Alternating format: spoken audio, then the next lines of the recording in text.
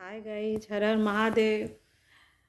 आप लोग कैसे हैं? आज तो है वैलेंटाइन डे और आप लोगों ने क्या क्या किया? मैं हम लोग तो पूरा घर में ही दिन भर बिताए हैं।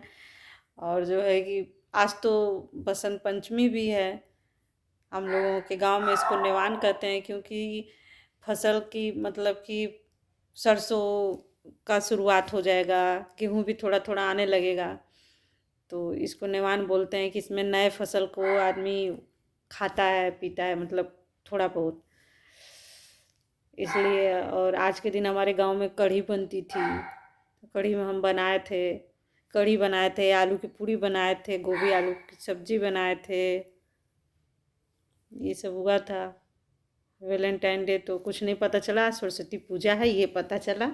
वैलेंटाइन डे क्या क्या पता चलेगा। इतनी बारिश हुई है, इतनी बारिश कल से हो रही है कि पूरा पूरा रोड ही खराब है, कहीं जाने आने लायक नहीं है।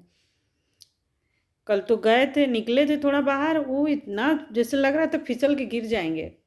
हर जगह मतलब गाड़ी जहाँ आना जाना लगातार लगाया है, वहाँ तो आने बरसात में कहीं जाने ही लायक नहीं है। जब कई बार गाड़ियाँ आती जाती रहती हैं, वहाँ पे इतनी मिट्टी और इतनी ज़्यादा मतलब फिसलन हो जाती है कि गाड़ी मतलब कि आ नहीं पाती है।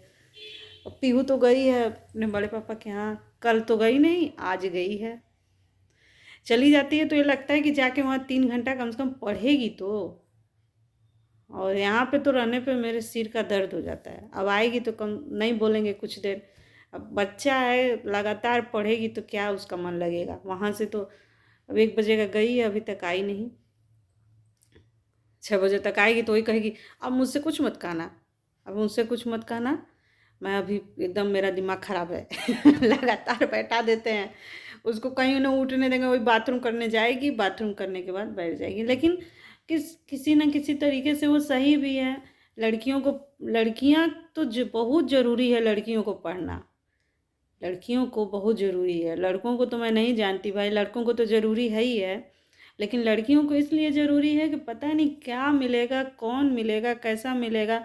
अब फिर मायका कितना ज़्यादा मतलब कि हर चीज़ में इंटरफेयर है। लड़कियां अगर मतलब किस अपने पैर पे हैं, तो फिर उन सबों से कोई चिंता नहीं रहेगी। उन सबों के साथ कुछ भी होगा तो वो अपना मैनेज कर लेंगी।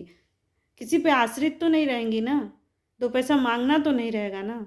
सबसे ज़्यादा हम वही सोचते हैं, जो हम झेल रहे हैं, जो हम नहीं कुछ किए, उस तरह के से मेरी पीहू ना करे। मुझे बहुत उसकी चिंता होती है पढ़ाई के लेके। भगवान से ही कहते हैं कि भगवान हम नहीं, जो हम आगे नहीं बढ़े लेकिन वो आगे बढ़े।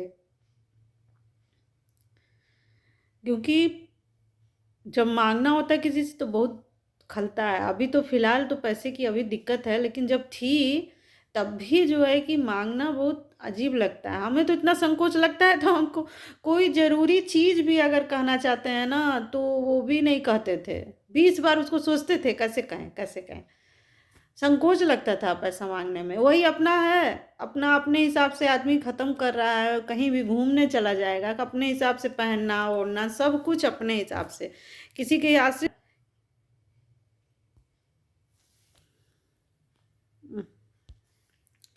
किसी पे आश्रित तो है नहीं। वो तो जो है कि अपने हिसाब से करना है। आप कहीं भी चले जाओ, किसी की ज़रूरत नहीं है। अपना पैसा लिया, अपना चले गए, गाड़ी अपना किए, अपना चले गए।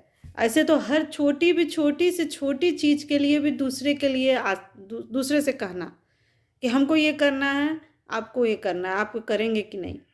ये सबसे ख़राब है।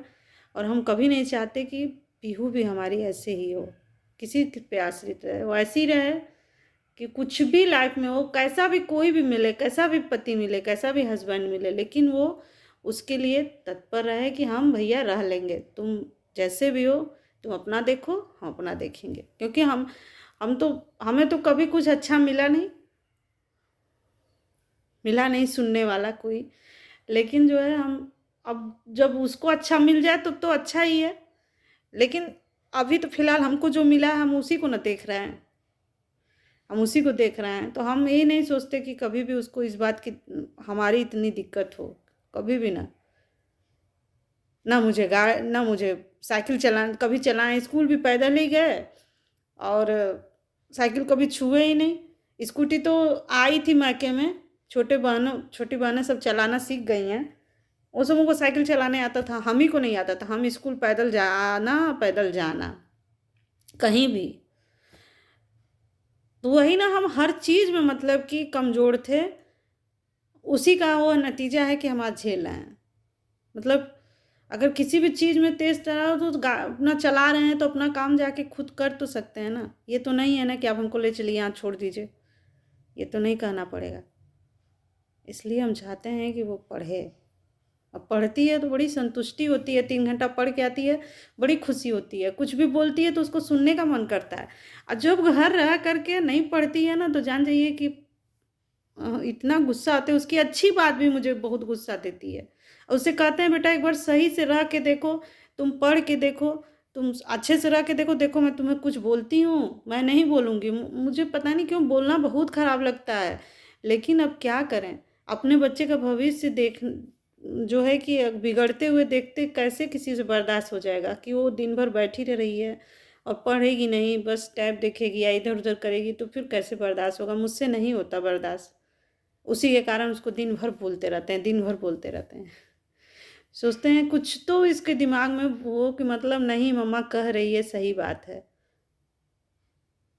बस बहुत लंबी बात हो गई। बाय। हर हर महादेव। सब्सक्राइब करिए, लाइक करिए। बस आप लोगों से ये विनती है, ज़्यादा से ज़्यादा सपोर्ट करिए। बाय।